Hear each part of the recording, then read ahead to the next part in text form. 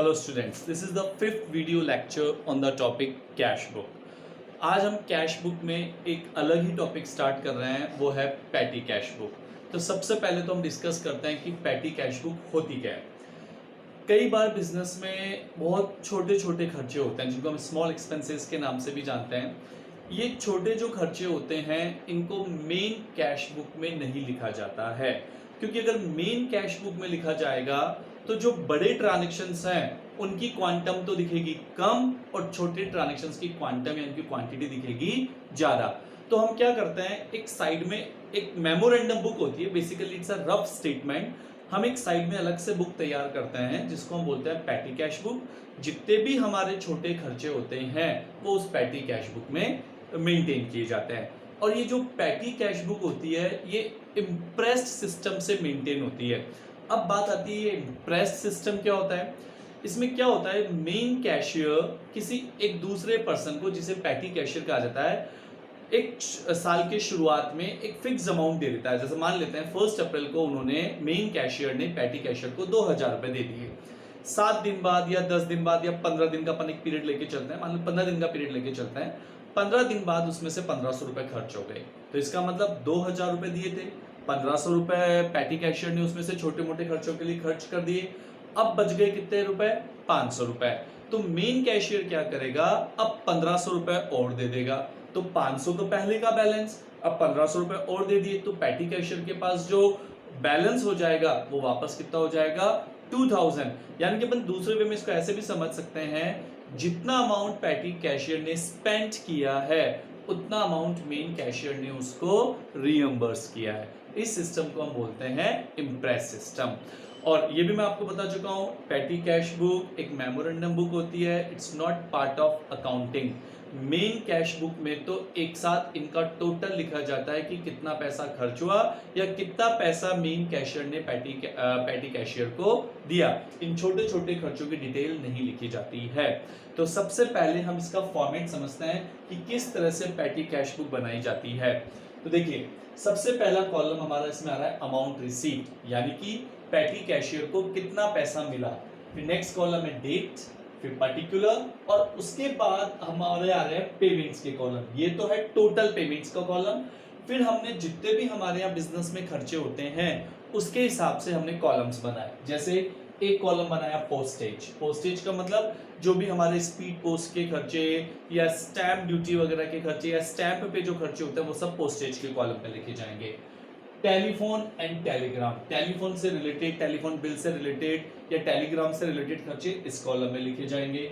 Next column है convince. Convince का मतलब आने जाने पे जो पैसा खर्च होता है प्रोप्राइटर द्वारा या बिजनेस के जो एजेंट्स होते हैं जो माल बेचने के लिए जो खर्चा करते हैं ट्रैवल पे। नेक्स्ट है स्टेशनरी। बिजनेस के लिए कोई स्टेशनरी, हमने पेन, पेंसिल, व्हाइट पेपर जो भी परचेज किए। मिसलेनियस एक्सपेंसेस, अगर इनके अलावा कोई और खर्चा है जिसका हमने कॉलम नहीं बनाया है तो वो लिखा जाएगा मिसलेनियस कॉलम में। और लास्ट कॉलम में रिमार्क्स, अगर कोई पर्टिकुलर नोटिंग करना चाहते हो किसी खर्चे को लेके तो रिमार्क्स कॉलम में लिख दिया जाता है। तो हम स्टार्ट कर रहे हैं। हम देखते हैं सबसे पहले 2019 1 जुलाई को फर्स्ट ट्रांजेक्शन है, रिसीव्ड ₹2000 फ्रॉम कैशियर। ये पैटी कैशियर कह रहा है कि उसको 2000 रुपए मिले हैं।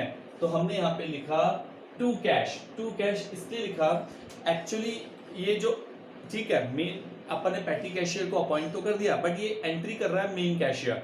मेन कैशियर कह रहा है एक तरह से कि हमारी मेन कैश में से 2000 रुपए चले गए और एंट्री हो गई petty cash account debit to cash. तो मेन जो हमारा कैश है जो कि कैश बुक में लिखा जाएगा उसमें से कितना पैसा चला गया, 2000 रुपीज, क्योंकि हम जानते हैं debit what comes in credit what goes out. तो एंट्री बन गई petty cash account debit to cash, क्योंकि कैश जा रहा है। तो हमने लिखा टू कैश 2000 रुपीज, और फिर हमने एक कॉलम बना रखा है यहाँ पे अमाउंट रिसीव। अब ये पैटी कैशियर बता रहा है कि उसके पास 2000 रुपए आ चुके हैं मेन कैशियर से। अब हमारे खर्चे आ रहे हैं, एक एक करके हम खर्चों को देखते हैं। सबसे पहले 3 जुलाई का हमारा एक्सपेंडिचर है, हमने 200 रुपए की स्टेशनरी खरीदी। तो हम लिखेंगे यहाँ पे बाय स्टेशनरी, टोटल पेमेंट के कॉलम में लिखेंगे और साथ में इसको स्टेशनरी के कॉलम में लिख देंगे। नेक्स्ट आ रहा है पेड फॉर टेलीग्राम 34 रुपीज। हमने टेलीग्राम के ऊपर 34 रुपीज खर्च करे। तो एक तो टोटल पेमेंट के कॉलम में आ जाएगा और एक टेलीग्राम के कॉलम में आ जाएगा। उसी 6 जुलाई को एक ट्रांजैक्शन हो रहा है चैरिटी के ऊपर, हमने 51 खर्च करे तो हम लिख देंगे बाय चैरिटी 51। और अब चैरिटी का हमने कोई कॉलम नहीं बनाया, इसलिए चैरिटी को हमने लिख दिया मिसलेनियस एक्सपेंसेस में। इसे हम सन्ड्री एक्सपेंसेस के नाम से भी जानते हैं। फिर इसके बाद नेक्स्ट 8 जुलाई को है, हमने वी परचेज सोप, 230 रुपए का सोप परचेज करा है तो हमने लिखा बाय सोप 230 रुपीज। सोप का भी अलग से कोई कॉलम नहीं है तो इसको भी हमने मिसलेनियस एक्सपेंसेस के कॉलम में लिख दिया। नेक्स्ट हमारे पास आ रहा है अगला जो ट्रांजैक्शन है 9 जुलाई को, पेड टैक्सी फेयर। हमने टैक्सी फेयर पे करा, हमने लिखा bye taxi fare 80 rupees. Taxi fare, auto fair, ये सब कन्वेंस के कॉलम में जाएंगे तो टोटल पेमेंट में 80 रुपीज दिखा, साथ में कन्वेंस के कॉलम में भी 80 रुपीज आ गया है। अगला ट्रांजैक्शन हमारे पास आ रहा है पेड 10 जुलाई को, paid postal expenses. Postal expenses के ऊपर हमने 95 रुपीज खर्च करे पोस्टेज के ऊपर, तो इसको हम पोस्टेज के कॉलम में लिख देंगे 95 रुपीज। नेक्स्ट आ रहा है पेड ऑटो फेयर 80 रुपए। ऑटो फेयर के ऊपर हमने 80 रुपए खर्च करे तो एक तो टोटल के कॉलम में आ जाएगा और एक कन्वेंस के कॉलम में आ जाएगा। नेक्स्ट ट्रांजैक्शन आ रहा है 12 जुलाई को, स्पीड पोस्ट के ऊपर हमने 135 रुपए खर्च करे, हम लिख देंगे बाय स्पीड पोस्ट 135 रुपीज और ये पोस्टेज के कॉलम में लिख दिया जाएगा।